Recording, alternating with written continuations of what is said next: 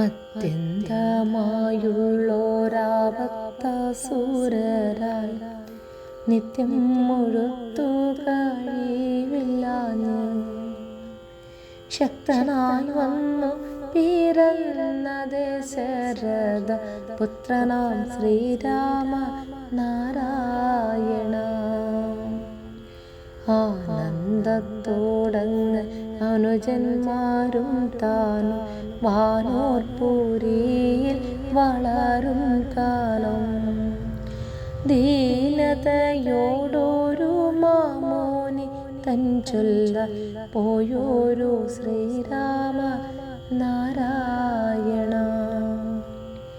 ഇഷ്ടത്തിൽ മാമോനി തൻ ചൊല്ലാൻ പോകുമ്പോൾ ദുഷ്ടയാം താടകവന്നിക്കുന്നു മുട്ടിക്കിടന്നോരു യാഗത്തെ രക്ഷിച്ച ചട്ടറ്റ ശ്രീരാമ നാരായണ. ഈടുറ്റ കല്ല ആ കല്യയ്ക്കു മോക്ഷവും പാടിക്കൊടുത്തു മീതീലപൂക്ക് കേടറ്റ വില്ലു മുറിച്ചു കല്യാണവും തേടിനാൻ ശ്രീരാമ നാരായണ.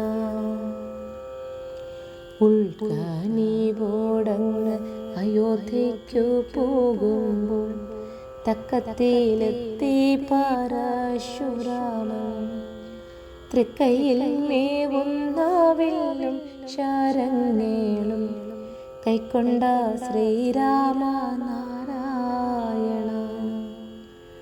ഊഴിയെ പാലിച്ചു കൊള്ളുവാനഭിഷേകം പാരാതെ ചെയ്യുവാൻ തുടങ്ങുമപ്പോൾ മാതൃവചനത്തെ കേട്ടു വനത്തിന്നു പോയൊരു ശ്രീരാമ നാരായണ. എൻ മൂലം എൻ മക്കൾ പോയി വാനത്തിലും ഉണ്മാ നിനച്ചു മരിച്ചച്ഛൻ്റെ കർമ്മങ്ങളെല്ലാം വാനത്തിനു ചെയ്തുരു നന്മലൻ ശ്രീരാമ നാരായണ. ഒത്തവണ്ണം തന്നെ ബാലിയെയും കൊന്നു പുത്തനായിട്ട ചിറ കടന്നു 10 തലയോനെയും പടയും കൊന്നു ഉത്തമൻ ശ്രീരാമ നാരായണ. ഓരോ നിശാചര വീരന്മാരെ കൊന്ന് പാരിടം നല്ല ജയം വരുത്തി നേരെ മലർമാതെ വീണ്ടങ്ങയോധ്യയ്ക്ക് പോന്നൊരു ശ്രീരാമ നാരായണ.